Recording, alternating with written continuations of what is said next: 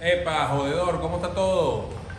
Mira, aquí tenemos el templo de la mantequilla para ustedes que están en todas las partes de aquí de Latinoamérica, para la gente que está en México, para la gente que está en Guatemala, Nicaragua, Honduras, El Salvador, Costa Rica, Puerto Rico, República Dominicana, Brasil, Fala, Tutupén, Colombia, Argentina, Uruguay, Paraguay, Chile y los que me faltan, me disculpan. Aquí tenemos, mira, tenemos un manual súper importantísimo que le va a servir a todos ustedes.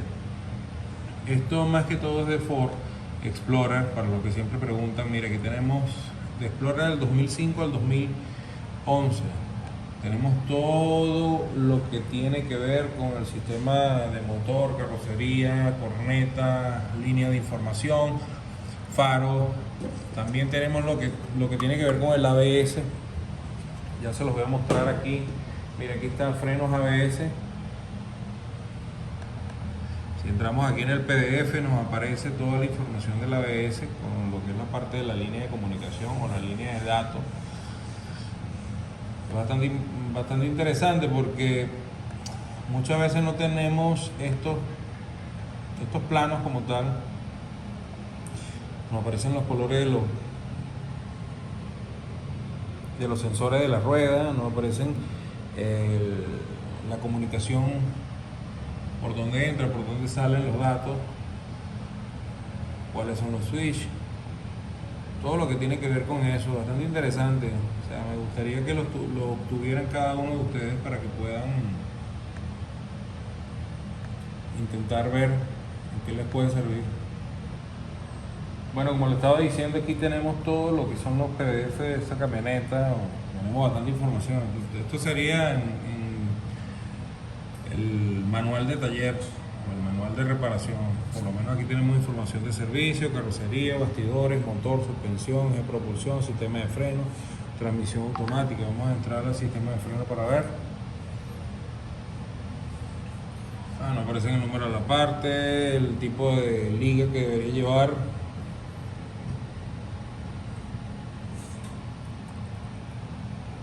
el tipo de herramienta que deberíamos utilizar, el procedimiento como tal para hacer una reparación o hacer un mantenimiento directo en el vehículo como tal, algunas condiciones, los códigos de TC. Mira, código de TC por lo menos B1317, alto voltaje de batería, B1318, bajo voltaje de batería, y la acción que también está descrita, por lo menos así se refiere a la sección 414-00. Si usted va a esa sección, ahí le va a aparecer el procedimiento que tiene que hacer para reparar o para identificar la falla que tiene que ver con ese código de TC. Entonces también aparecen conexiones para hacer lo que es el rastreo de la ubicación de cables, resistencia, ohmiaje, código. Mira, por lo menos aquí tenemos, mira, comprobación del circuito abierto a corto a tierra en el circuito CPS. Y aquí te dice, mida la resistencia entre un interruptor de pedal, y te aparece cómo debes hacerlo, dónde tienes que colocar las puntas del tester, y aquí el resultado y la acción a tomar de acuerdo al resultado que vas obteniendo acá. Es como una especie de un diagrama de flujo, por decirlo así, para que puedas llegar más rápido o puedas obtener la solución rápida al problema que estés presentando. Vamos a ver otro PDF. Madre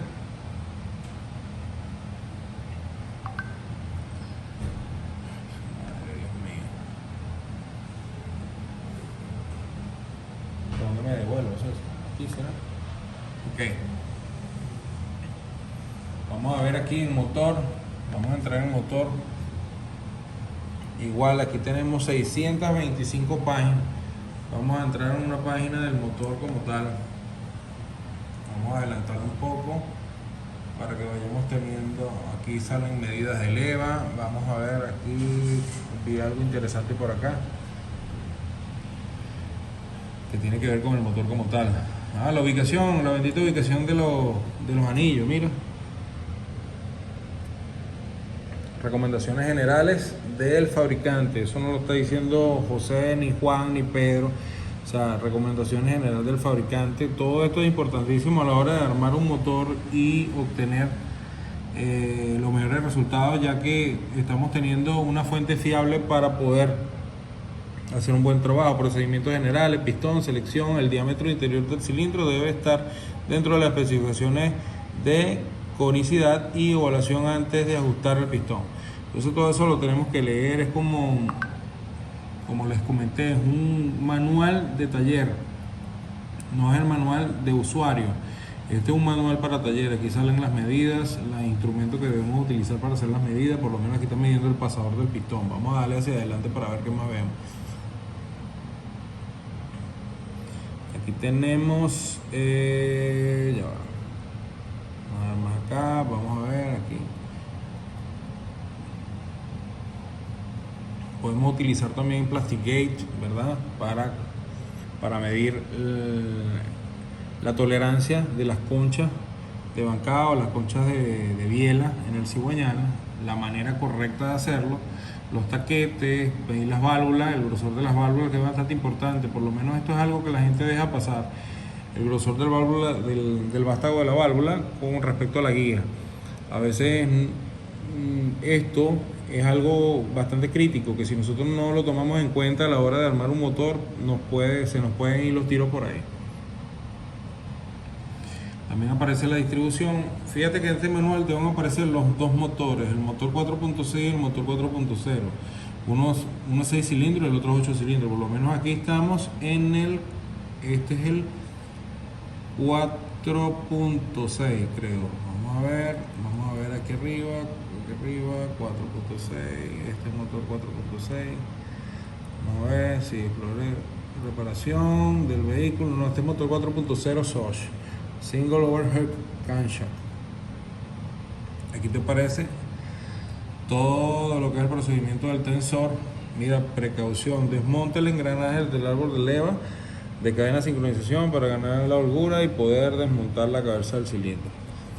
El procedimiento correcto, pues, no es solamente agarrar y empezar a desarmar a los locos, sino un procedimiento para no dañar piezas que son fundamentales, como son las levas, rayar la tapa de las levas. A pesar de que nosotros podemos saber cómo se hace el trabajo, pero es muy bueno a veces tener este tipo de información, porque aquí hay cosas muy específicas que a veces nosotros dejamos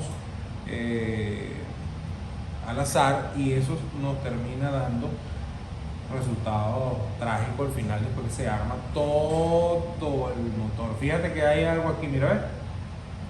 Ven acá, mira lo que tenemos aquí. ¿Qué es esto? El supresor de ruido. ¿Se acuerda que estuvimos hablando la otra vez del supresor de ruido? Mira aquí lo que lo tenemos. Conector eléctrico del capacitor de interferencia de encendido del motor, que era un capacitor. ¿Se acuerda? Aquí está, mira.